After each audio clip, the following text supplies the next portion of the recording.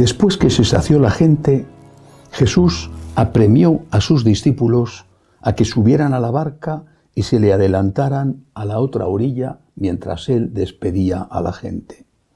Después de despedir a la gente, subió al monte a solas para orar. Llegada la noche, estaba allí solo. Mientras tanto, la barca iba ya muy lejos de tierra, sacudida por las olas, porque el viento era contrario.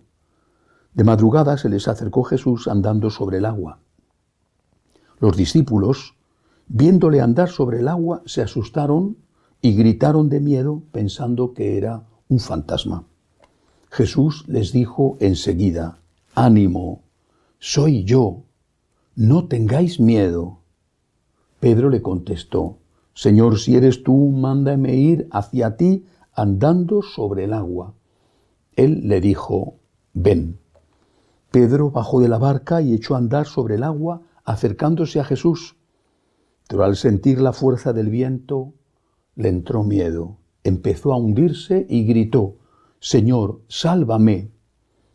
Enseguida Jesús extendió la mano, lo agarró y le dijo: «¡Qué poca fe! ¿Por qué has dudado?». En cuanto subieron a la barca, amainó el viento. Los de la barca se postraron ante él diciendo: «Realmente eres Hijo de Dios». Terminada la travesía, llegaron a tierra en Genesaret, y los hombres de aquel lugar, apenas le reconocieron, pregonaron la noticia por toda aquella comarca y trajeron donde él a todos los enfermos. Le pedían tocar siquiera la orla de su manto, y cuantos la tocaron quedaron curados. Palabra del Señor. Gloria a ti, Señor Jesús. Es una escena preciosa y tan humana. Es decir, que nos pasa tanto a nosotros. Cuando estamos en medio de la tormenta de la vida, sea cual sea, nos entran dudas. Nos entran dudas sobre Dios, sobre su amor, sobre su existencia. Nos entran dudas. Y en cuanto nos entran dudas, nos sucede como a San Pedro, nos hundimos. Porque, según el relato del Evangelio, algunos pasos debió de dar sobre el agua. No se bajó de la barca y se hundió, que hubiera sido lo normal, de forma inmediata, que te vas al fondo en un instante. Algunos pasos debió de andar. Y dice que después sintió miedo por el oleaje. Y entonces fue cuando empezó a hundirse. Cuando no entendemos, la tentación es alejarnos de Dios, rechazar a Dios. Cuando sufrimos, la tentación es negar la existencia de Dios o el amor de Dios. Y es entonces cuando nos hundimos. Si escupes al cielo, ese escupitajo te cae a ti en la cara.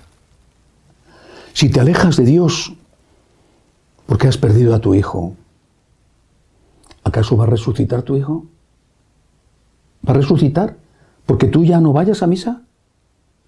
¿Va a resucitar porque tú te niegues a rezar como castigo hacia Dios porque ha dejado morir a tu hijo? Tu hijo va a seguir muerto. Pero tú vas a estar solo a la hora de afrontar eso tan terrible que es la muerte de un hijo. Te detectan un cáncer. Te enfadas con Dios. ¿Por qué lo permites? ¿Por qué no me curas? Te alejas de Dios.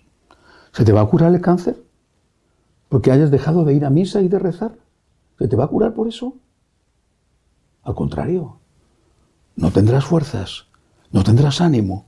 Seguramente empeorará el cáncer. Te hundes. Y así todo lo demás. Hace unos días un señor me escribía, me decía: estoy sin trabajo, pero estoy cerca de Dios y tengo paz. Podía haberme dicho: estoy sin trabajo, estoy enfadadísimo con Dios, he dejado de rezar y he dejado de ir a misa.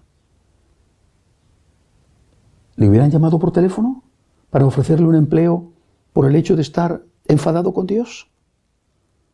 Seguramente no le habrán llamado por teléfono tampoco por el hecho de estar todavía cerca de Dios, pero él tiene fuerza para no hundirse, para no gastarse, por ejemplo, lo poco que tiene en alcohol, para no trasladar su frustración en violencia con su familia, para no empeorar una situación que ya es difícil.